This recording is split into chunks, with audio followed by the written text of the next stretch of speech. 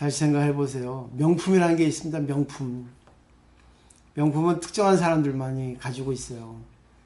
근데 그 명품이 너무 고급스럽고 고가니까 일반인들이 그 명품을 살려고 저축을 하고 괴를 들고 심지어 뭐 어떤 그 가정생활도 하기 어려울 정도 해서 명품을 삽니다.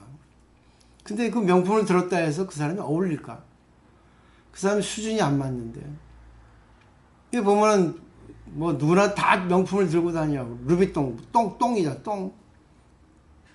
루비통 안 든 사람이 없어요. 근데 어울리나? 아니죠. 눈 찌푸라져. 저 사람은 전체적으로 볼 때 저 들 수준이 안 되는데 들었단 말이죠.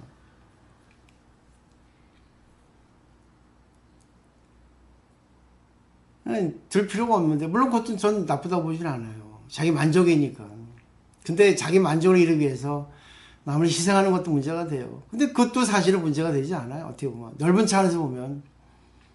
이게 오늘의 그 뜻이에요. 이 내용을 보면은 걸리지 않으면 돼. 상대가 뭘 하든 관계하고, 이거 관계 안 하면 공이잖아. 저 사람이 저렇게 주제를 모른다. 아, 그래. 그렇게 주제를 모르는 거 알아도, 그거 걸리지 않으면 공이잖아요. 그죠? 어떻습니까? 이해가 되십니까? 관계가 없어요. 이게 바로 종교의 세계입니다. 종교는 정말 자기하고 신하의 관계예요. 삼각관계가 아닙니다. 상대가 루비통을 사든 상대가 무슨 김치를 하나 먹든 관계 없거든요. 너나 잘해요. 지금. 불교는 너나 잘해요. 왜?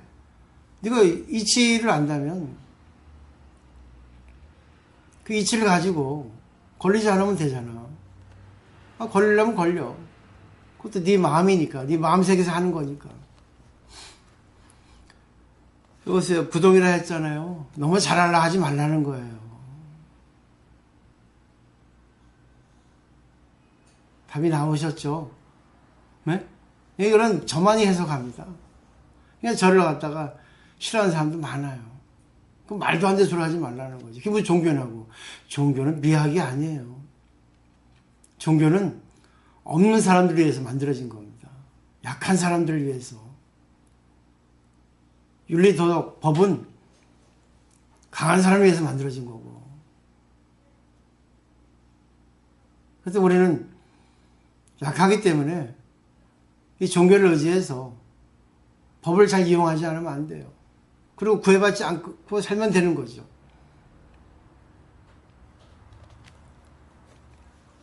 그래서 제가 생각을 했어요. 나는 비구입니다.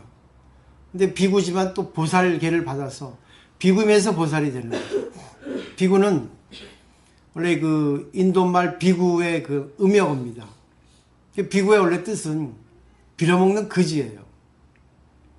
뜻이 걸쌉니다. 한문으로는. 뭘 비냐? 위로는 부처님 법을 빌고 아래는 중생에게 밥을 빌고. 저는 부처님한테 법을 빌었어요. 그래서 저는 중생들에게 법을 팝니다.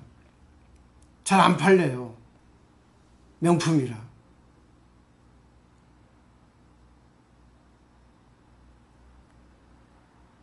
잘 생각을 해보세요. 진짜 불교가 무엇인가?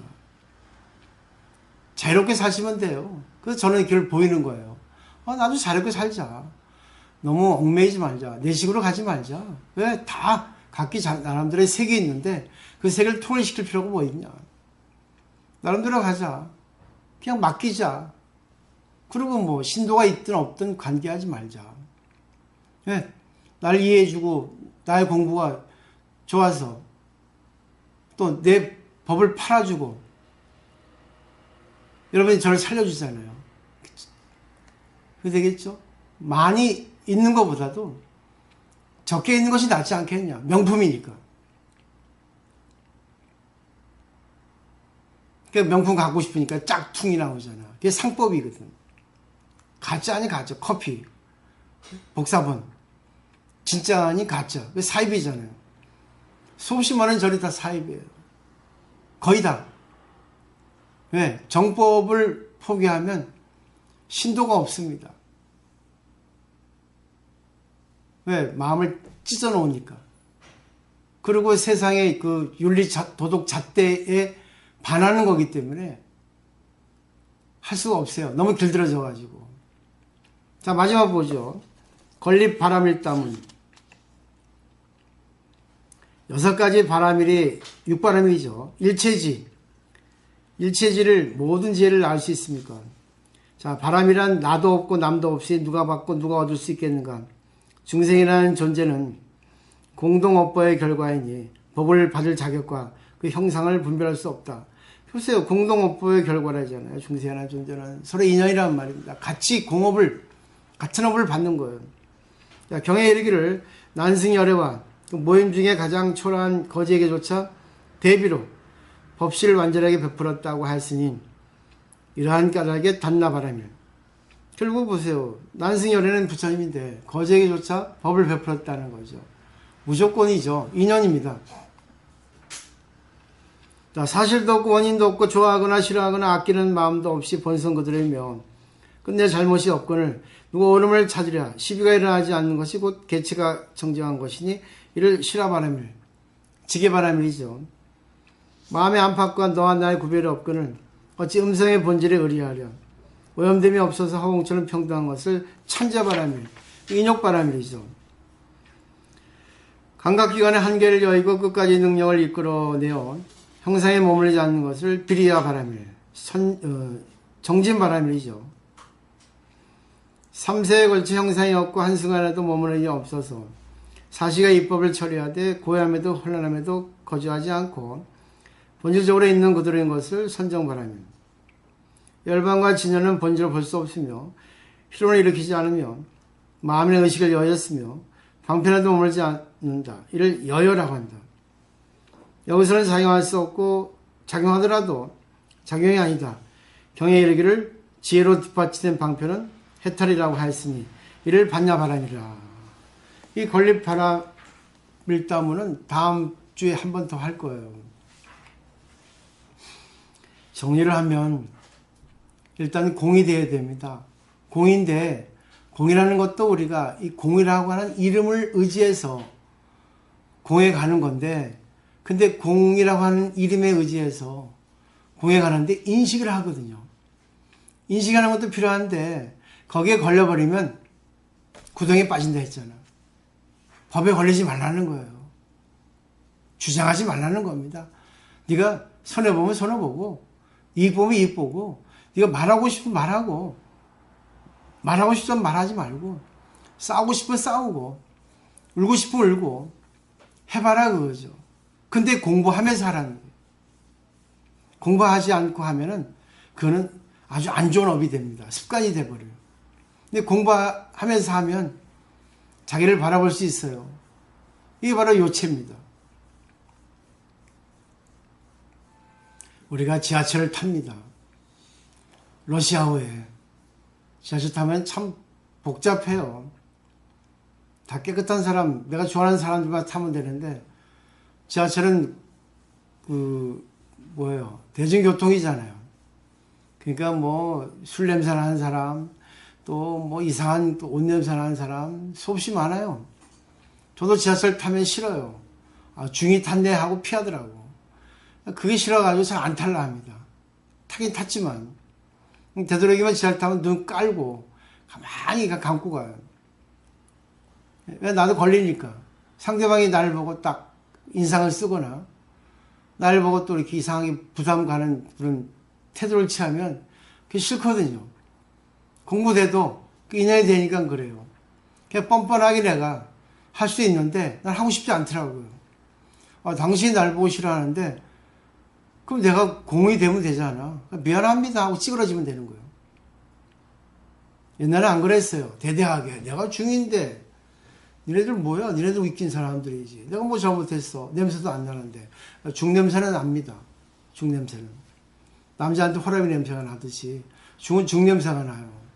그 때문에 일반 사람들은 이상한 냄새가 싫은 모양이더라고요. 알아서 하시면 되는데 저는 그냥 해요.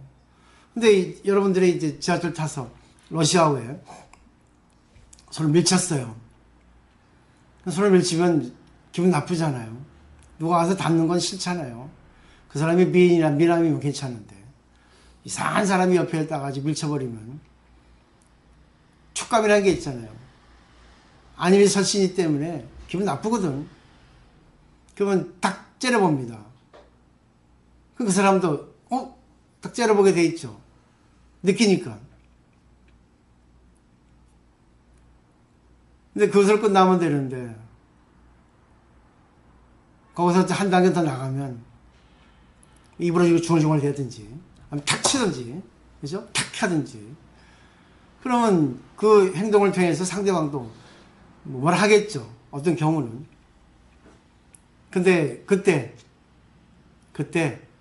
아 그래 이것도 인연이다.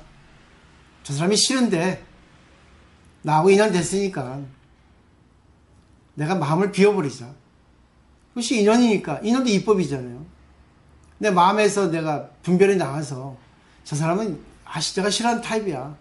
냄새도 나. 정말 꾸지꾸지해. 알아요. 그래도 거기서 미안합니다. 내가 거기 있었기 때문에 충돌이 됐잖아요. 나 그게 공 아닌가 생각합니다. 근데 그 생각을 해도 생각을 안 하면 되는 거죠. 오늘의 인연을 생각하면 되죠. 그 통해서 어떤 인연도 그렇게 관계를 하고 그렇게 생각을 하고 그렇게 또 대화를 한다면 어떤 것도 초월하지 않을까. 이 세상은 너무나 범위가 넓어서 어떤 일을 당할지 어떤 사람을 만날지 모르거든요. 근데 모든 만나는 사람을 통해서 하고 싶은 거대로 하되 근데 걸리지 않아야 되는데 걸리거든요. 좋은 건 안 걸려요. 나쁜 건 걸리거든요. 근데 좋은 것도 걸리다 보면 좋고 나쁜 것이 너무 분명해지니까 또 문제가 돼요. 이 세상은 좋은 것만 만날 수 없어요. 좋지 않은 것도 만날 수 있거든요. 그게 바로 최고의 진리, 제법실상이에요. 그럼 결론이 뭐겠습니까?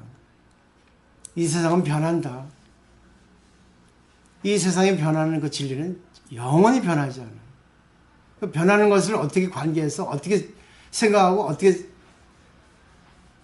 활용을 하는가 하는 것이 오늘의 답이 아닐까. 제 생각은 그래요. 자, 오늘 이제 그래서 우리가 보시가 있는데 보시는 이제 잡보장경이라 하는 경전에 무죄치시라는 말이 나옵니다. 무죄치시는 재물이 필요 없는, 돈이 필요 없는 7가지 보시예요. 그리고 또 무죄의 팥이라는 게 있습니다.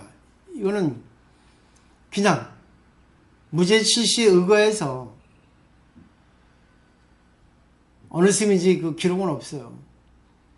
이게 써놨더라고요. 그래서 제가 이거를 번역을 해서 오늘 갖다 드린 거예요. 갑자기 내가 생각이 나서 이걸 준비해 온 겁니다. 지용구사 한번 읽어볼까요?